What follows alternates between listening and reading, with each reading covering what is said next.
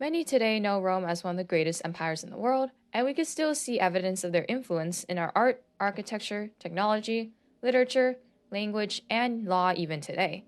Many know how Rome grew and rose to power, but can we say the same for how the empire fell? I think not. Thus, today we're going to examine the collapse of this infamous empire, some of the causes leading up to its collapse, and its ultimate impact on history.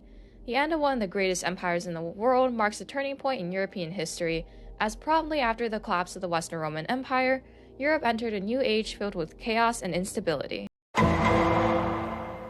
One of the many reasons why the empire fell was due to attacks from barbarian tribes. I will be going over two groups specifically, though it is important to note that there were many other tribes as well that posed a threat to the Romans. These two groups are the Visigoths and the Vandals. Starting off with the Visigoths. Wait, no, not those Goths. These Goths. The Visigoths are members of a division of Goths, with the Visigoths being from the west and the Ostrogoths were from the east. They were influential in the declining years of the Western Roman Empire and during much of the early Middle Ages.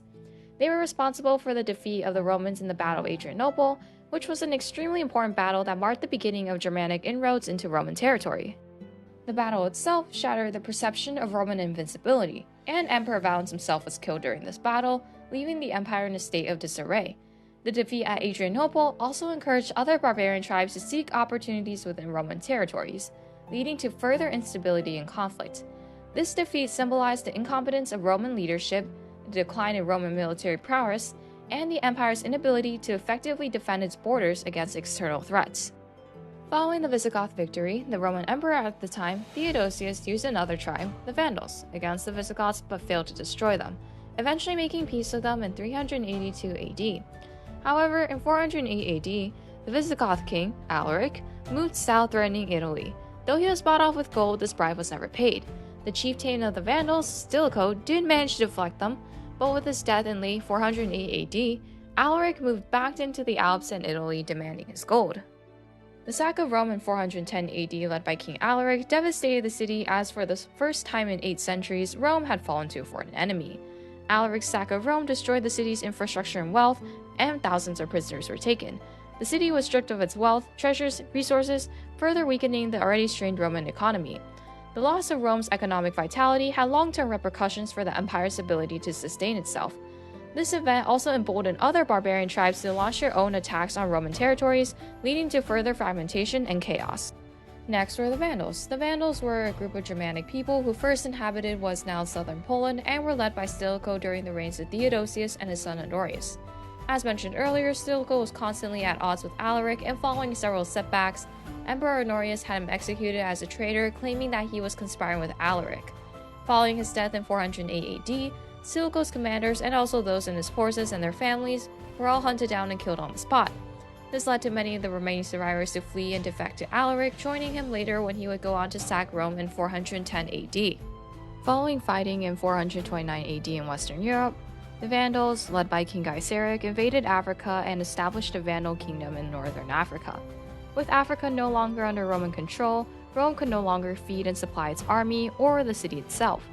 Eventually, in 455 AD, the Vandals sacked Rome and pillaged and vandalized the city for 2 weeks, leaving Rome as a third-class city. These conquests only further weakened the Western Roman Empire, as this was the second sacking of Rome in the same century. The attacks by barbarians is one of the most notable reasons for the empire's fall, as it greatly crippled the empire's ability to defend itself from its attackers. This loss of dominance and power is one of the factors that led to the empire's ultimate downfall, as everything fell apart right afterwards and the Western Roman Empire faded from existence, marking the beginning of the Middle Ages. Even with all these attacks from migrant tribes, there are also many internal problems going on during this time as well, all of which had a role in the collapse of the empire. Let's start at the very top with the emperors themselves.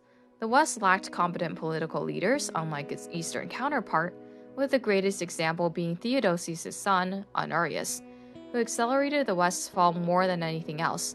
We know what Honorius did to begin with. He executed Stilicho, who was really the only capable person of defending Rome. He was also brainwashed by his advisor Olympius into falsely accusing Stilicho of being a traitor, causing the Western Roman Empire to be sacked by Alaric. Honorius was one of the weakest emperors, and whenever he did intervene in politics, things would end in disaster. As mentioned earlier, by executing Stilicho and all the other Vandals related to him, he made the Visigoths even stronger as the remaining Vandals fled to join Alaric. Then there are also the bureaucrats. Since the bureaucracy never controlled itself, there is much uncontrolled growth and fragmentation plus infighting between the bureaucracies.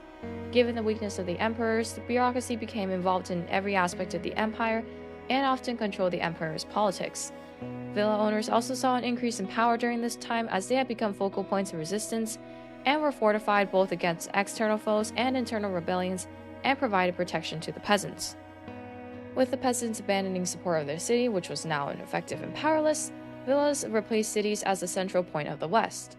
This growth and transformation took part because of greed, jealousy, and apathy, as landowners abandoned service to the empire in order to work on acquiring more land for themselves. With the imperial government in a weakened state, landowners and the people of the upper class took advantage of the situation to gain more land and power for themselves. On top of that, Rome was in quite the pickle in terms of its economy. Though many debate whether or not Rome was truly financially unstable during this time, it is clear that they suffered from a labor shortage. As Rome's conquest began to end, so did their import of slaves. This caused a labor shortage that disrupted agriculture production, which in turn created more stress on the already weakened economy. There was also a problem of overtaxation, which left the poor without sufficient food, generating a slow but significant decline in population and output. In short, there is a weak imperial government run by an emperor who is susceptible to manipulation by those around him. There are greedy bureaucrats who are taking advantage of the current situation they're in and using their wealth and power to take everything from themselves and bribe members of the military. Alongside them, there are also villa owners who the peasants rely on after the imperial government has lost their trust. After all, the villa owners can provide them with protection and a place to work at, which was something the government couldn't do for them. The economy was also in shambles as the peasants starved to death and there was a shortage of slaves, leading to disruption in agriculture that had terrible consequences to the people of the Western Roman Empire. There was also no unity among the people of Rome, as all were too busy trying to survive or were too caught up in their selfish interests. Since the people no longer cared for the empire, when the time came and the empire fell, there was nothing left to do as people began to spread out and form their own alliances with one another as Europe was now freed from centralized control. Now that we've gone over the major factors leading up to the empire's downfall, what's left is to see how this affected Europe as a whole afterwards.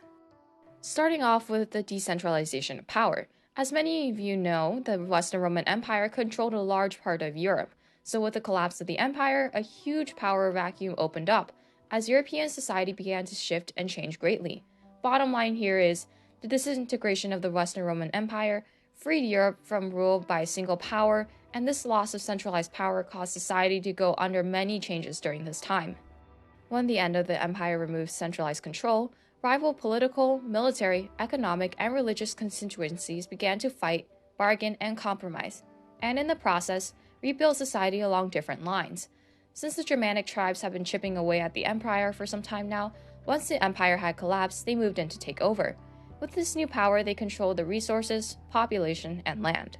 The poor and peasantry also did not benefit from Rome's collapse as they still had to pay taxes, work the lands, and cope with constant attacks and demands. Merchants also did not benefit from Rome's collapse as without imperial protection, trade and commerce suffered, becoming more localized. Long-distance trade with the potential of exotic items and awesome rewards also diminished. As society continued to change, the market for rare and expensive goods for wealthy patrons diminished, while the risks to merchants increased. While the poor were busy suffering, the elite may have benefited from the disintegration of the empire, as local lords controlled the regions politically, socially, and economically by using their landed estates with military retainers.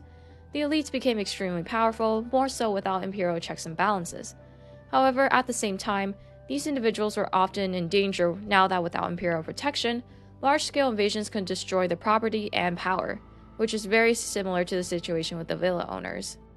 The collapse of the empire also accelerated the growth of monotheistic Christianity, which officially displaced polytheism.